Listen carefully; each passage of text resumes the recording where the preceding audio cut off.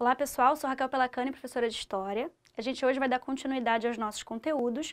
Vamos falar da crise de 29, tá? A maior crise econômica de todo o mundo capitalista da história, tá? Então a gente vai compreender por que ela aconteceu e principalmente os seus desdobramentos, certo? Não só para a economia mundial, mas como para a economia brasileira também. Bom, o conceito de crise de 29 ele é muito simples, né?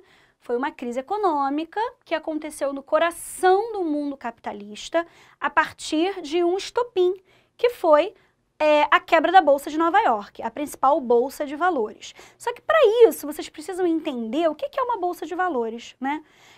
Eu vou tentar explicar da maneira mais simples possível, né? Sem esse vocabulário assim, de economia, que é tão complicado. Eu, particularmente, acho falar de economia super difícil, né?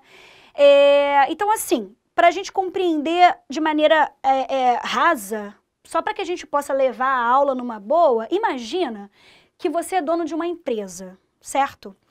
100% da empresa é sua, porque você é o único dono dela. Então, cada vez que você quer investir nessa empresa, o dinheiro tem que sair do seu bolso, porque ela é só sua. Ninguém vai botar a mão no bolso e vai te dar uma grana para a tua empresa melhorar. Claro que não. O dono da empresa é que investe na própria empresa.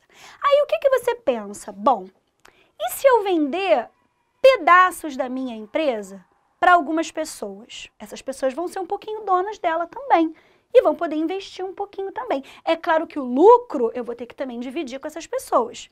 Então vamos imaginar que você seja dono de, sei lá, eu vou fazer uma conta bem boba, sabe? Mas para que vocês possam entender. Para que você ainda seja o sócio majoritário, você vai ter 51% da empresa e 49% você vai vender para a galera. Aí vai ter um cara que desses 49 vai ter 30%, o outro cara vai ter 10%, não sei o quê. E quando acabar o lucro, né? Quer dizer, quando acontecer o lucro, o cara que tem 10%, ele vai ficar com 10% do lucro. Né? Você que tem 51% vai ficar com 51% do lucro. E o investimento acaba vindo de todo mundo. Então, como é que eu faço para eu colocar pedacinhos da minha empresa à venda? Eu vou na Bolsa de Valores, no Stock Market, né? E eu disponibilizo para venda. E aí, os agentes da Bolsa de Valores, eles vão vendendo, né, pedaços de empresas, de pessoas, como se fossem corretores, né? Como se fossem, não, são corretores da Bolsa, né?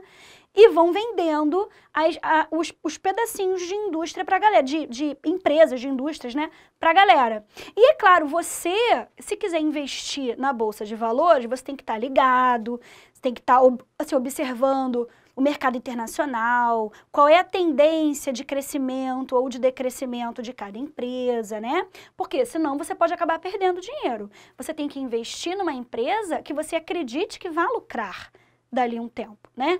E aí depois, o que você faz? Você compra a bolsa de valor, sei lá, você compra as ações, que são esses pedacinhos, né? O nome que a gente dá são ações. Você compra as ações a X. Aí essa empresa, ela cresce, ela valoriza, ela vende mais, ela fica mais famosa. Aí dali a 2 anos, você vai pegar essas ações que você comprou e você vende a, sei lá, 5x. Ou seja, você lucra com isso, né? Então, quando a economia de um país vai bem, o mercado da Bolsa de Valores vai muito bem, obrigado também. As pessoas compram muito. E se as pessoas compram muitas ações, entra muito dinheiro nas empresas. E aí elas conseguem fazer investimentos, certo? Então é basicamente assim que funciona. O que aconteceu aqui? A principal Bolsa de Valores, que é a Bolsa de Valores de Nova York, quebrou. Foi à falência, fechou as portas. E foi como um efeito dominó. Porque se o coração cai, todo o resto vai caindo em volta também. Tudo bem? Uma rede de interdependência, né? Aí eu coloquei aqui para vocês, ó. Em 1929 foi iniciada a maior recessão do mundo capitalista nos Estados Unidos. A Grande Depressão, como foi chamada na época, alastrou-se rapidamente para outros países. Aqui é só o conceito. Agora a gente vai entender o porquê disso acontecer. Bom, antes de entender o porquê isso aconteceu especificamente, vamos observar, né, os anos 20 nos Estados Unidos. Os anos 1920, eles são conhecidos como os anos felizes. Por quê? Porque dava tudo certo. Os Estados Unidos tinham vencido a Primeira Guerra Mundial, estavam com a economia intacta. Aliás, interessante a gente falar nisso, né? Os Estados Unidos foram os verdadeiros vencedores da Primeira Guerra. Por quê? Porque eles participam do conflito e eles não têm o quê? O seu território destruído. E eles ainda entram no conflito nos 45 do segundo tempo, no finalzinho. Sabe quando você está vendo um jogo de futebol e já está no segundo tempo e os dois times estão super cansados de correr para lá e para cá, porque já estão correndo há quase 90 minutos, né? E aí, de repente, o técnico coloca um cara que estava no banco, faltando 3 minutos para o jogo acabar. Aquele cara que estava no banco, ele tem 3 minutos para provar para o técnico que ele é bom. O que ele vai fazer? Ele vai correr para lá e para cá, ele vai parecer um alucinado. Ele vai pro meio de campo, vai desenvolver a jogada, vai lá pro ataque para receber a jogada que ele desenvolveu e vai tentar fazer o gol. Os Estados Unidos, na Primeira Guerra Mundial, eram um jogador que estava no banco. Eles tinham 3 minutos para mostrar que eles eram bons, né? Para lucrar, para ganhar o quanto fosse. Então, e não tiveram território destruído. Eles entraram na guerra com dinheiro quando estava todo mundo já sem dinheiro, entraram na guerra com armamento quando a gente já tinha baixas militares enormes, né? Então, assim, ele estava com todo o gás. É um moleque de 15 anos entrando num jogo de veterano, entendeu? Então, assim, fica difícil você frear os Estados Unidos depois da Primeira Guerra Mundial, ok? E aí, os anos que vieram depois, que são chamados de anos felizes, né? Eles acabaram sendo uma consequência desse sucesso, né? Eu tenho, assim, várias tecnologias sendo desenvolvidas, novos produtos chegando no mercado, todo mundo consumindo tudo absurdamente porque não faltava emprego, né? Era um período de euforia econômica, as pessoas estavam empolgadas, né? A propaganda não parava de chegar, de acontecer, né? Aqui a gente tem sempre mulheres, né? Tinha essa pegada também de você ter mulheres, né, dentro desse marketing todo. Por quê? Porque geralmente é a mulher que acaba decidindo o que comprar dentro de casa, né? Geralmente é isso, porque ela é a dona de casa e tudo mais. E você tá nos anos 20 também, tem essa questão do empoderamento feminino, do pós-Primeira Guerra. Muitas mulheres entraram no mercado de trabalho porque os homens tinham ido participar do conflito. Então você tem essa pegada super forte, tá? Mas toda essa euforia, né? Todo esse consumismo exagerado, essa sensação de que nada poderia dar errado nos Estados Unidos, isso tudo gerou uma intensa valorização das ações dessas empresas. Então, gente, olha só, o que eu vou dizer para vocês agora foi uma coisa inédita, que nunca mais aconteceu. De 1920 até 1929, houve, na Bolsa de Valores de Nova York, um crescimento ininterrupto das ações. Durante 9 anos, nenhum dia foi pior ou igual ao dia anterior. As ações não paravam de crescer, porque as empresas não paravam de vender, certo? Então, assim, o clima, assim, durante esses 9 anos, foi um clima, assim, de uma euforia plena, absurda. Só que toda essa euforia afastou da cabeça dos empresários uma necessidade de, peraí, gente, vamos acalmar e vamos observar para ver se é isso mesmo, para ver se esse negócio vai durar para sempre? Porque isso pode ter um fim, a gente pode ser pego de surpresa. Ninguém pensou nisso, né? Tava ganhando dinheiro pra caraca, entendeu? Tava empolgado, e vendendo, e viajando, e comprando iate, e é isso aí. Até que todo esse consumismo, gente, tem um limite. Tem um limite. As pessoas não vão plantar dinheiro, entendeu? Você consome, lucra, consome, mas vai ter uma hora que vai rolar uma leve retração do mercado. Ou seja, o mercado vai dar uma recusada em um produto ou outro, né? Vai dar uma desacelerada, consequência normal, que poderia ser facilmente resolvida também. Poderia ser facilmente resolvida. Por quê? Vamos lá. Se eu tenho uma empresa que está há 9 anos crescendo, eu tenho as ações dessa empresa, tá? Obviamente que muita gente largou até emprego para ficar, assim, ganhando dinheiro, comprando e vendendo ações. Muita gente. E gente que não entendia nada disso. Mas não precisava entender, né? Naqueles 9 anos, você comprava, dali a um pouco você vendia, você lucrava, era batata, não tinha muito o que pensar, né? Só que uma pessoa que entende do mercado de ações, ela sabe que se aquela empresa deu uma leve desvalorizada, é só segurar a onda, não vende agora, se acalma. O dono da empresa também, ele vai, sei lá, dar férias coletivas para os seus funcionários, vai parar um pouquinho a produção, vai fazer aquele produto ali que ele produz, né, ficar mais assim, difícil de ser encontrado no mercado, aí o preço dele sobe automaticamente, lei da oferta e da procura, coisas básicas, né? Então, se a galera tivesse respirado, peraí, vamos relaxar que o negócio vai fluir, tudo teria se organizado novamente. Só que eu não estou falando de pessoas que entendem do mercado de ações, eu estou falando de, sei lá, dona de casa, um cara que trabalhou a vida inteira vendendo carro, por exemplo, largou o seu emprego para ir investir no mercado de ações. Pessoas que não entendem dessas questões. Então, quando viram uma pequena desvalorização, depois de 9 anos de valorização, a galera pirou. A galera correu para a Bolsa de Nova York e começou a se livrar das suas ações, começou a vender, e o preço caía.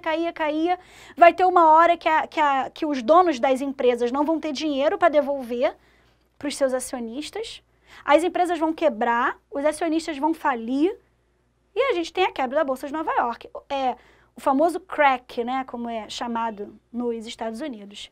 Como eu coloquei aqui para vocês, ó, todo esse consumismo gerou uma intensa valorização das empresas que tinham suas ações crescendo desenfreadamente na Bolsa de Valores. Muitas pessoas se animaram com esse crescimento e passaram a investir pesado nesse mercado de ações, como eu disse a vocês, né? E aí a gente tem a tal da crise de superprodução ou subconsumo.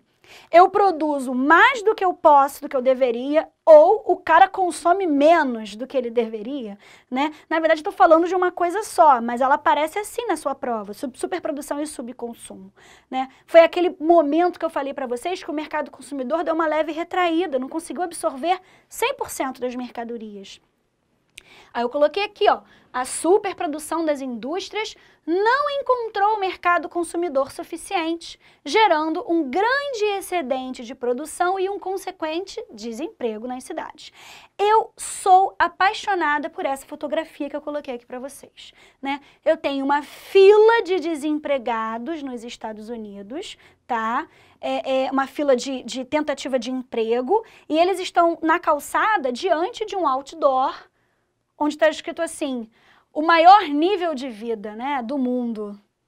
There's no way like the American way. Não existe jeito melhor do que o jeito americano, né? E aí, olha só, o passado e o presente lado a lado, né? Você tem aí uma estrutura antiga dos anos 20, que o outdoor está mostrando, e diante do outdoor a realidade do pós-29, que é uma onda de desemprego absurda. Né? Essa fotografia ela já caiu em vários concursos, tá? Super importante que vocês a conheçam. Como eu falei para vocês, o que vai acontecer? A Bolsa de Nova York vai quebrar, né? Com a dificuldade que a superprodução e o subconsumo geraram, as ações de algumas empresas sofreram essa pequena desvalorização, depois de 9 anos, né? Levando muitos acionistas a entrarem em desespero, porque o cara não entende daquilo, então qualquer coisinha ele acha que é o fim do mundo, né?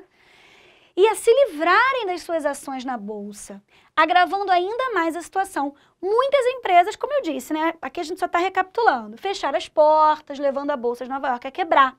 O mundo capitalista caía rapidamente. Uma grande onda de desemprego tomou conta do país, né? Aí, eu tenho um negócio para falar para vocês. Aqui no quadro.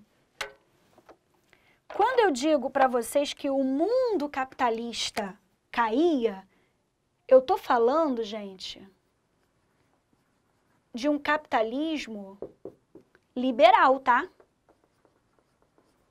Isso aqui é importante até para a gente começar a pensar na próxima aula também. Eu estou falando de um capitalismo liberal. O que é um capitalismo liberal? É um capitalismo cuja economia funciona de maneira livre. É um capitalismo onde eu tenho uma retração do governo, eu tenho um Estado mínimo, um governo mínimo. A propriedade, as iniciativas privadas são muito mais atuantes do que as iniciativas governamentais, né? Eu estou falando de empresários fazendo o que querem, ditando as regras na economia. Eu estou falando, basicamente, de não intervencionismo econômico. Ou seja, o governo, ele não se mete na economia. Ele não se mete na economia. Tudo bem? A iniciativa privada está livre para fazer o que ela quiser. E aí, se der algum problema, o governo não tem nada a ver com isso. Foi exatamente isso que aconteceu. O que a crise de 29 trouxe para a gente? Trouxe a noção de que o capitalismo liberal é falho. Ele pode dar errado. As pessoas que são capitalistas, elas vão querer um capitalismo diferente agora, não vão? Porque elas viram que o capitalismo liberal não dá certo. Olha lá a crise de 29, deu errado. Mas eu ainda gosto do capitalismo. Eu ainda acho que é o caminho, mas não liberal. Beleza, então a gente faz um capitalismo protecionista, a gente faz um capitalismo com intervenção do Estado na economia, a gente faz um capitalismo onde o governo vigia cada micropasso de cada cidadão. Entendi. Então a gente faz um capitalismo fascista. A nova tendência do capitalismo no pós-crise de 29 é essa. É por isso que os anos 30 e 40 surgem os governos fascistas. Por quê? Porque o cara que defende o capitalismo enxergou com a crise de 29, ele entendeu, ele sentiu na pele que esse negócio do governo deixar correr solto não dá certo. Olha lá o que aconteceu com a crise de 29. É melhor a gente não deixar correr solto, não. Vamos ficar em cima. Entendeu? E tem o outro lado também.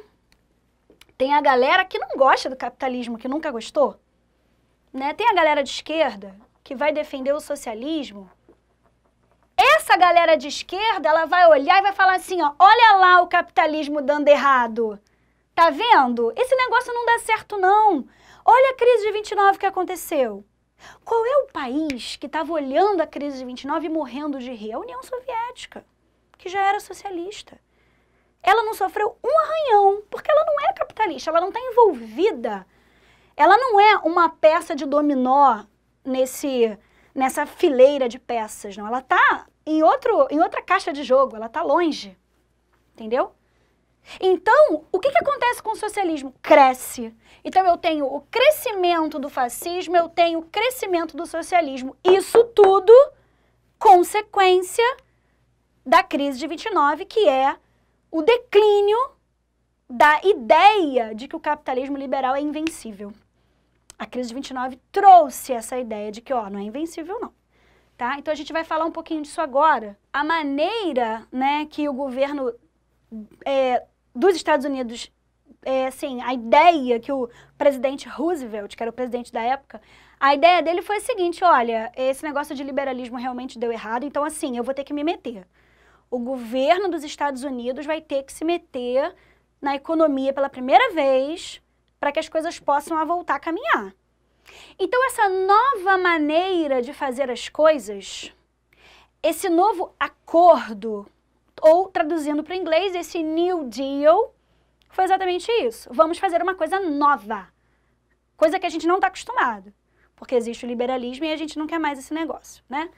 E o governo teve que se meter, teve que abrir obra pública para poder gerar emprego, modernizar um monte de coisa. Raquel, mas não aconteceu a crise de 29 e os Estados Unidos não estavam falidos? Sim, mas o governo?